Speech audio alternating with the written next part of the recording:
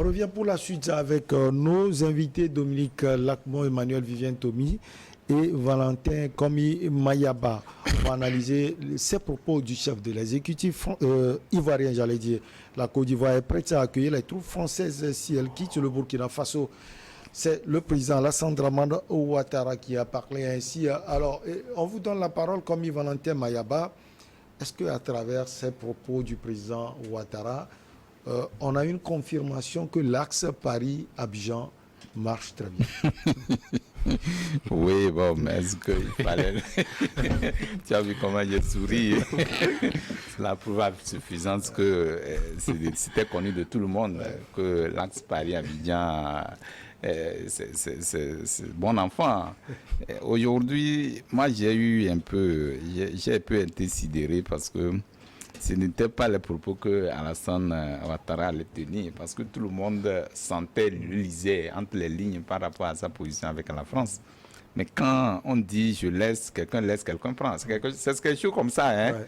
Je crois, au Togo, ici, un député en a parlé. Si quelqu'un laisse, quelqu'un prend. Bon, ça dit beaucoup de choses. S'il n'y a pas des intérêts, on ne prend pas. Et donc, ici, visiblement, nous voyons que l'axe Abidjan, Paris, est beau fixe. Mais ce qui est dommage, au moment où les États africains, ou pas les États africains, les gens cherchent certains États comme le Mali, le Burkina, cherchent à retrouver leur autonomie ou leur identité ou ce qu'on appelle leur souveraineté. Et il y a d'autres qui sapent des efforts pour parler de... Le Mali est aidé par la Russie, ça oui, aussi, non, ce sont des étrangers. Non, je ne parle pas forcément de la Russie. Je dis quand des États africains veulent prendre leur autonomie, enfin leur indépendance totale, parce que on nous a dit depuis... L'indépendance, vous la prenez comment? Non. Avec les autres ou bien... Non, l'indépendance, oui, voilà, je suis d'accord avec cette question. L'indépendance, aujourd'hui, c'est quoi? C'est lorsqu'on vous dit, on vous programme que vous êtes souverain alors que vous n'êtes pas souverain. C'est que derrière, il y a des mains qui vous guident et tout. Aujourd'hui, on vous dit que nous venons vous apporter un appui et derrière cet appui, il y a des intérêts qui sont cachés et tout. Les gens veulent se dire, mais finalement, c'est quoi c'est quoi? Est-ce que c'est quoi? C'est quoi on veut juste.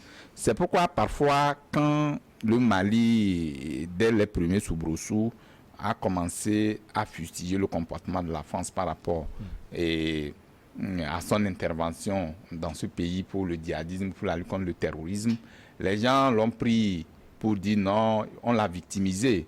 Aujourd'hui, les signaux sont clairs pour dire que le Mali a donné un exemple aux États qui étaient dans une obscurité absolue.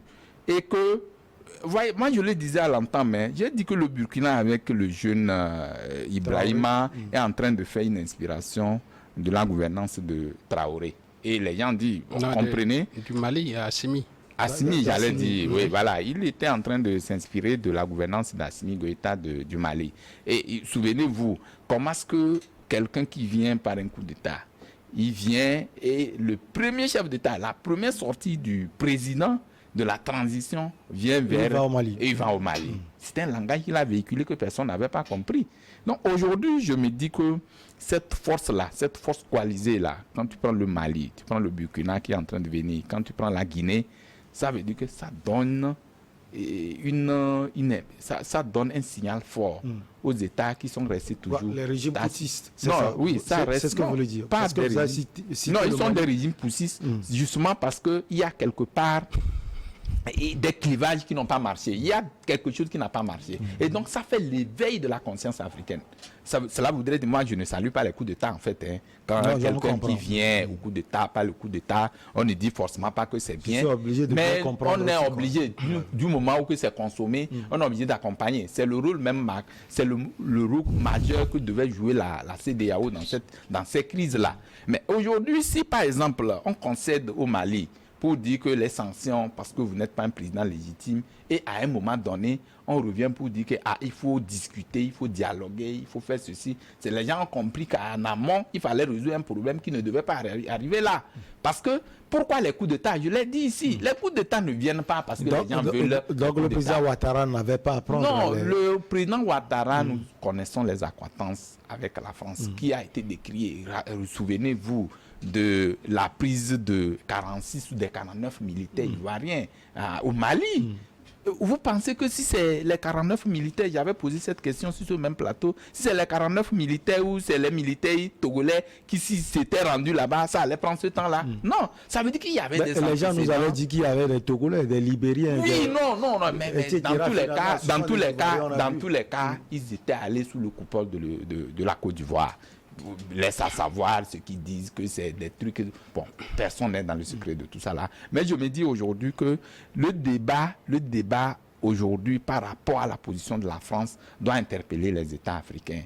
Parce que les gens ont compris que la France a créé du tort. C'est vrai, nous-mêmes, nous sommes victimes de notre propre turpitude. Mais à un moment donné, on a été instrumentalisé. C'est par ce pays-là qui, ma foi, n'a pas arrangé les États auxquels il pensait qu'il devait venir en aide. C'est pourquoi, à un moment donné, et je comprends aussi la position de Assimi Goïta, pas Assimi Goïta, de Ibrahim Traoré.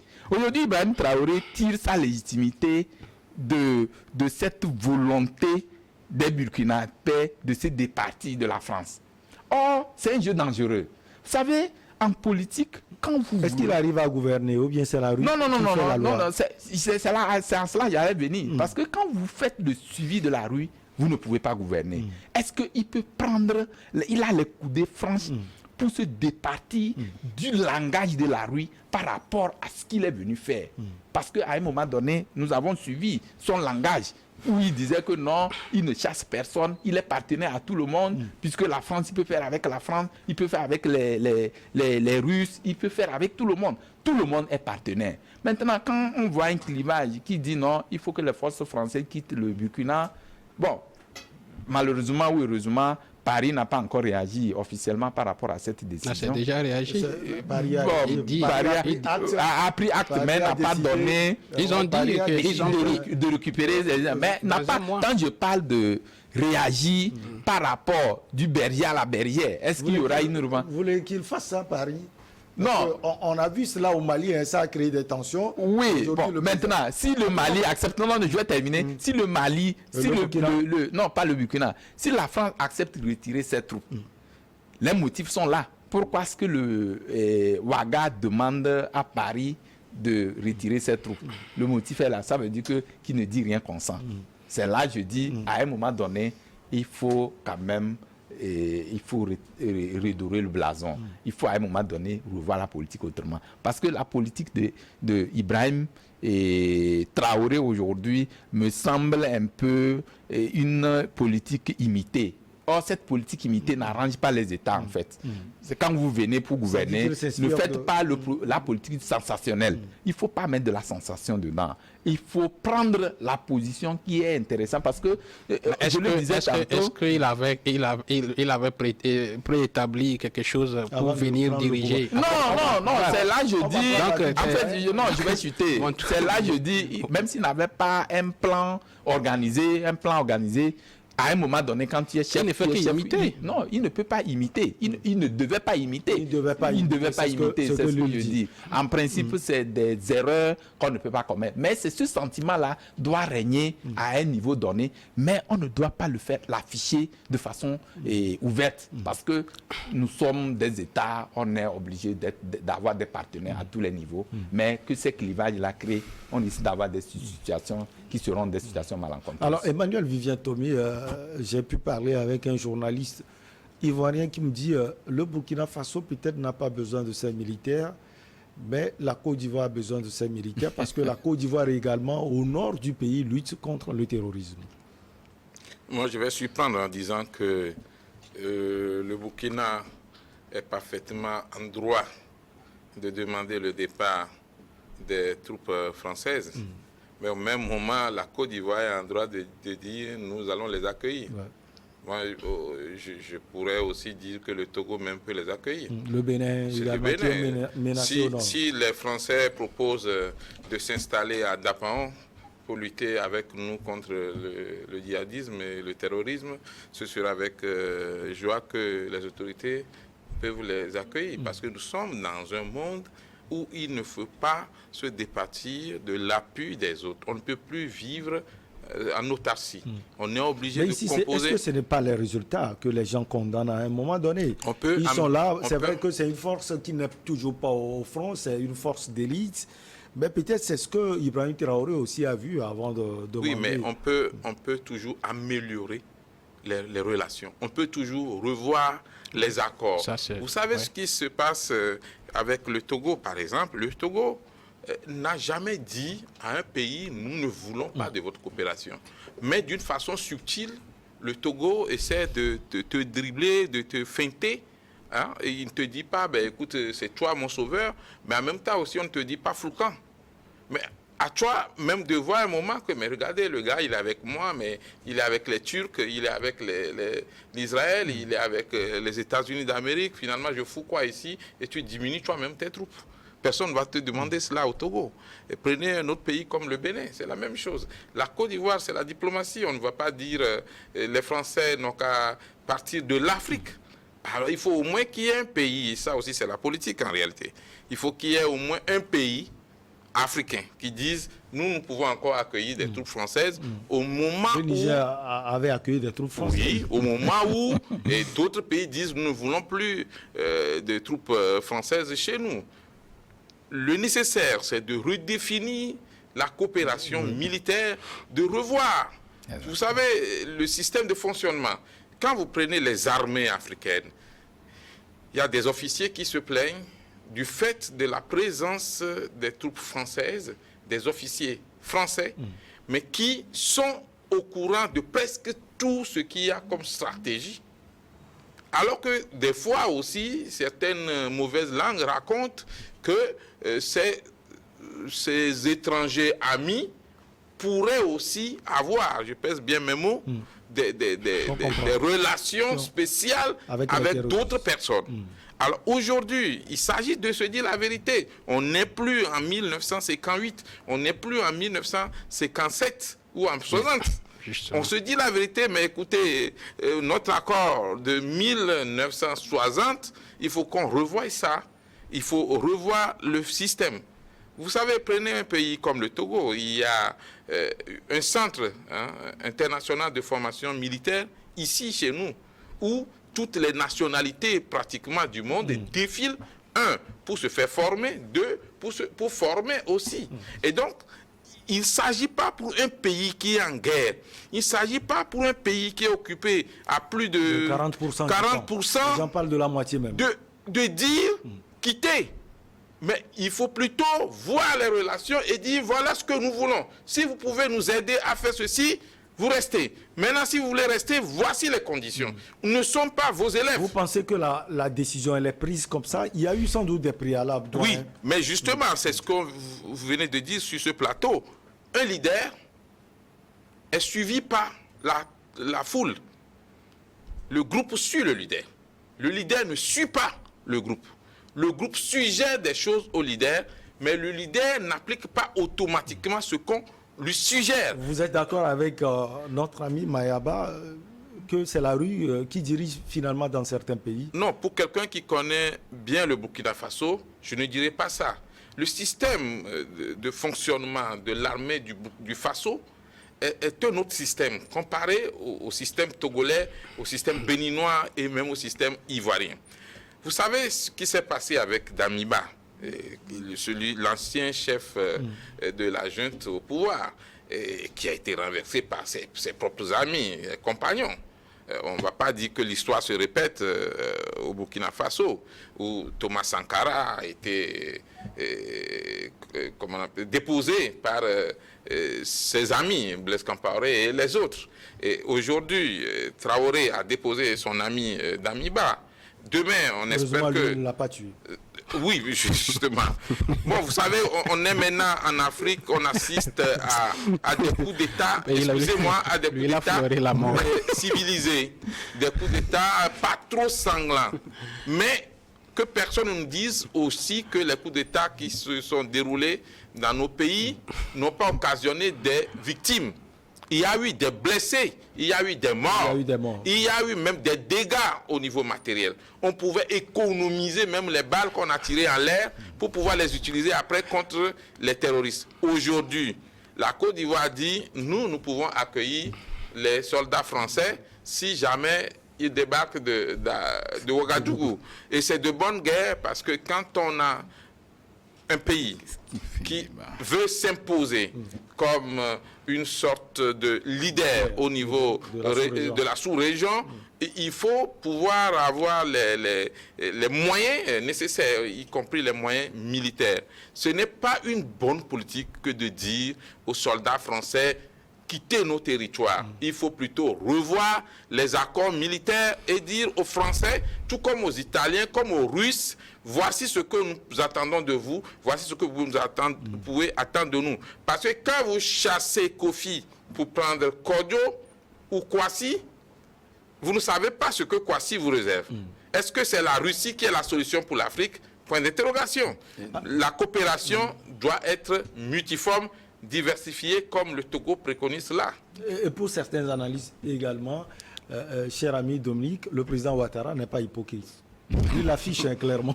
Ah oui, non, mais comme l'a dit Valentin, on dit que quelqu'un laisse, quelqu'un prend. Mais Alassane Ouattara, c'est un Ivoirien et la musique est ivoirienne. Donc, moi, je lui donne raison. Hein. Alassane Ouattara est dans son rôle parce que lui mène sa politique. C'est sa politique à lui-même et pour son pays qui donne, qui donne des résultats. Voilà. Oui, même s'il est menacé au nord, peut-être que c'est pour se prévenir.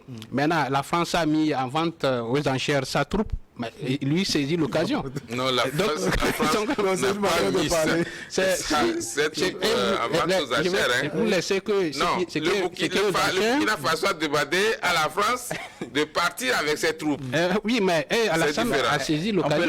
On peut la prendre que partout. Oui, mais ce n'est pas une vente aux enchères. Oui, bon, c'est une expression. Ce qui est aux enchères n'est pas trop cher. Voilà. Ça fait que Alassane Ouattara a saisi l'occasion pour attraper ce qui vient du Burkina. Et comme Emmanuel l'a dit, c'est une manière de pouvoir s'affirmer au niveau de la sous-région peut-être. Non, mais sous la sous-région, pour Carrefour, peut-être, lui, c'est une manière de s'assurer qu'il a une troupe de plus pour affronter au cas. Il y a les menaces, voilà, tout ça là, vous comprenez que Alassane Ouattara veut s'assurer d'abord de sa sécurité et autour de lutter contre le terrorisme. Maintenant, proprement dit sur les faits, vous savez, moi je prends ça sous 2 angles comme d'habitude. Une puissance coloniale qui est en perte de vitesse, qui doit revoir sa place et sa politique au niveau de l'Afrique.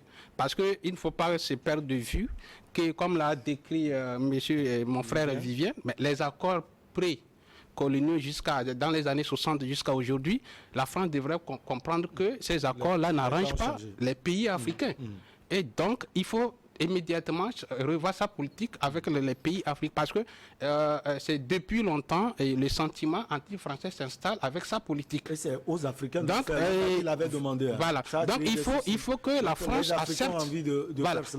Il faut que la coopération soit gagnant-gagnante. Mais si la France doit rester dans ces accords où une troupe qui est là, vous allez voir, mais il y a une réalité aussi qu'il faut reconnaître. Vous allez voir un officier français qui débarque dans un pays, il a tout le confort. C'est-à-dire qu'il a tout le confort, il est payé, son salaire peut payer une troupe. Au niveau local, et il est là, et bon, concrètement, et si vous les évaluez, tu ne sais pas quand même, en réalité, quelle est la proposition qu'il doit donner. En fait, les gens, nos officiers même d'ailleurs sont envoyés pour se faire former. Et ils viennent sur le terrain en tant que, je ne sais pas, experts. Quand vous voyez, et on ne voit pas d'expertise. Il faut revoir les accords pour que ça ne soit pas une exploitation où les Africains doivent tout dépenser pour la France. Donc la France doit revoir également sa position pour que et ça ne soit pas généralisé autour de toute l'Afrique. Maintenant, le deuxième angle, c'est, vous voyez, comme on l'a dit, c'est des poutistes qui sont arrivés au pouvoir sans aucun programme. Et ils ont trouvé... ils ont un programme. Hein. Ils ont trouvé le phénomène, ce phénomène anti-français qui est un sentiment de la rue.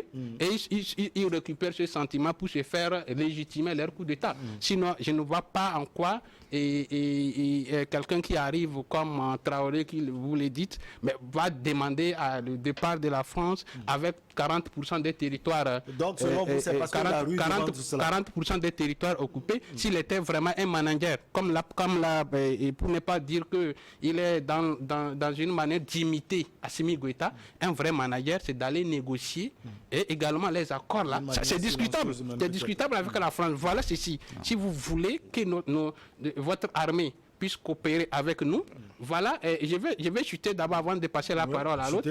Voilà comment nous estimons cette coopération. Mais vous n'êtes pas sans savoir que la France ne traite pas avec des pouvoirs illégitimes. Et cette réticence qui fait qui n'arrange pas les poutistes qui demandent leur départ. Parce que la France ne va pas réagir avec sa force au secours du Burkina avec un poutiste. Voilà un peu ça. Il va falloir que... Je pense qu'au Mali, il y avait eu des coups d'État. Mais la France était restée. Oui, mais est-ce que quand la France intervient, c'est juste pour sauver le régime ou c'est pour intervenir? Pas du tout. Ou bien c'est pour aider le peuple à vaincre? Aujourd'hui, le terrorisme, ça fait du mal à qui? Pas au président de la République, mais à toute la population. S'il y a des puissances qui peuvent nous aider en Afrique d'une façon franche et sincère et directe, mais pourquoi refuser cet appui si tant que ça nous permette de lutter efficacement contre le terrorisme? Je vais chuter pour dire ce que mon frère Viviane est en train de dire. Vous n'êtes pas sans savoir que lorsque quelqu'un qui arrive avec un coup d'État, la première des choses, c'est pour assurer sa sécurité. Quand il arrive, la confiance, la première confiance, c'est qu'il ne fait pas confiance à la troupe nationale parce qu'il ne sait pas quels étaient les alliés de l'autre régime. Il faut quand même assurer une sécurité. Généralement, quand il y a un coup d'État, on dit que c'est l'armée qui a fait le coup d'État. Quand même, ce n'est pas toute l'armée, mais il y a une partie. Mais si tu es chef d'un coup d'État, il faut que tu arrives à avoir des officiers avec toi. Il faut que je chute. Vous allez reprendre la parole. D'accord, oui. Non, en fait, il ne faut pas qu'on navigue à vue. Ce que nous disons aujourd'hui, je ne suis pas d'accord avec vous deux sur un angle. Quand vous dites non, il faut aller négocier avec la France. Il faut revoir les accords. Il faut revoir les accords. Bon, voilà. Revoir les accords. Il faut revoir les accords. Moi, je ne suis pas d'accord, en fait. Pour cette façon il ne faut même pas revoir les accords. Attends. Il faut garder les anciens. Je ne viens pas garder les anciens. Je viens. Pourquoi est-ce que vous me dites, par exemple, vous prenez un entraîneur? Je prends pour imaginer ça comme ça. Vous prenez un entraîneur pour qui vous qualifie à une Coupe du Monde. Il n'a pas l'obligation des résultats. S'il n'a pas les résultats, pourquoi on le change? Dites-moi, pourquoi est-ce qu'on ne peut pas le transposer en politique? C'est-à-dire que quelqu'un qui vient... Non, ne me dites pas la même chose. C'est-à-dire, à un moment donné, quelqu'un vient, il n'a pas les résultats, on le change. Et est-ce que le Mali n'est pas, ou le Burkina n'est pas en mesure de changer des partenaires? Si vous n'êtes pas d'accord avec quelqu'un qui produit des résultats qui ne sont pas tangibles, allez chercher quelqu'un. Ça n'est pas un problème. J'ai appris que ces troupes ont demandé au Burkina Faso d'aller au front. Ça n'a pas été leur mission. Ils ont des opérations ciblées. Est-ce qu'ils sont au front pour qu'on les juge? C'est aussi cela. Justement. C'est parce que à un moment donné, le régime ou le pouvoir estime que la mission pour laquelle ces troupes sont dans le pays n'arrivent pas à atteindre les objectifs. Les objectifs ne sont pas atteints par rapport à leur mission. Qu'est-ce qu'il faut faire? Il faut dire... Non, moi, je prends ça sur deux angles. Est-ce que Traoré a peut-être peur de cette troupe française? Non, en fait, la question qui se pose actuellement, c'est pourquoi je dis je prends ça sous deux angles. Si pour le faire de façon ouverte, comme tout le monde, tout analyste et tout, on le prend, on ne peut pas juger Traoré. Maintenant, s'il faut le mettre de façon endogène par rapport aux positions des Africains à ce que nous, comme on le dit, tirer sa légitimité de la rue et tout, on peut avoir matière à discuter. Parce qu'aujourd'hui, nous voyons, c'est ce qui se lit, nous voyons visiblement qu'aujourd'hui, Traoré est en train de faire un suivisme. C'est-à-dire, quand il parle du suivisme, aucune analyse... Est-ce que lui le conçoit comme ça? Non, en fait, c'est là que je dis... Politique, oui, non, c'est là aussi je dis que Traoré aussi a son plan. Justement, ce plan, est-ce que c'est un plan mûri? Personne ne sait. Parce qu'à un moment donné, non, on ne peut pas le juger. Parce qu'ailleurs, ça s'est passé et on a derrière un engouement, on a derrière la foule, on a ceci, on tisse sa légitimité. Est-ce qu'il y a l'engouement? Oui. Voilà. Bon, maintenant, c'est de ça qu'il s'agit. Maintenant, alors qu'il y a deux... Quand on parle d'un État et de la sécurité d'un État, il faut laisser les questions de popularité de côté. On ne peut pas mettre un État en danger juste pour devenir populaire. Il vient, si vous permettez. Quand j'ai la parole, je veux aller au bout de mes analyses. Oui, allez-y. Donc, c'est pourquoi je disais à un moment donné, quand vous prenez un président qui vient au pouvoir, lui, il vient par les armes. Il a chassé un président, il est revenu. Comment faire pour gagner la confiance de la population? Il faut jouer sur certaines fibres. Évidemment, c'est ce que j'ai dit. Oui, il faut jouer sur certaines fibres. Actuellement, évidemment. Je le disais, je ne mâche pas mes mots. Je le disais tantôt que ce que Traoré dit, c'est ce que peut-être quand tu demandes sur 100 Burkinabés, ils te diront que non, il ne faut pas les forces françaises. Donc c'est là où je parle de la rue. C'est-à-dire qu'actuellement, il n'a pas une politique qui cadre ou qui se départisse de la position ou de la position de la rue ou des sentiments burkinabés. Et donc c'est ça qui est dangereux. Quand ça se passe comme ça, ça devient dangereux parce qu'à un moment donné, du moment où la rue dit tel n'a qu'à partir, il n'a qu'à partir. Ça veut dire que tu deviens un aiguillon et que c'est ça qui est dangereux. Moi je dis, il faut pas que ça nous fasse comme si la présence des forces étrangères dans nos États peut nous arranger mieux. Aujourd'hui, nous laissons de côté nos problèmes internes. Si vous prenez le Mali, actuellement, il y a un problème. Il y a, par exemple, l'opposition qui décrit même le plan de l'opposition qui n'est pas d'accord, voilà, qui rebelles, qui définissent, parce qu'il y a le problème extérieur et le problème interne. Le problème externe et le problème interne. Donc moi, je me dis qu'à un moment donné, on doit laisser de côté les forces étrangères qui viennent nous appuyer. Ça, c'est un autre aspect. Donc toutes les forces, toutes les forces peuvent essayer de nous aider. Parce que, comme il a dit, on ne peut pas vivre en autarcie. On a besoin des vents, mais on ne doit pas faire tambour autour de la chose pour dire que tel, je veux celle comme Ouattara le fait. Ouattara n'a pas besoin de, si le Burkina refuse, je prends. On n'en a pas besoin. Ce calme. Comme le Mali aussi l'a fait. Comme le Mali. C'est la même chose. Non, le Mali n'a pas fait quelque chose. Le Mali a demandé le départ des forces françaises. Mais est-ce qu'il a récupéré? Il y a d'autres forces. Non, il n'a pas appelé de façon officielle que je reprends le truc, comment on l'appelle. Mais il y a des forces. Oui, il y a des forces qui viennent. Il peut essayer toutes les forces. C'est ce que je dis. Mais ici, c'est comme quand vous dites vous laissez, je prends. En fait, c'est la question que je suis en train de ne pas être d'accord avec la chose. Allez, vous le permettez, on va marquer la pause pour le journal. On revient pour parler toujours du Mali.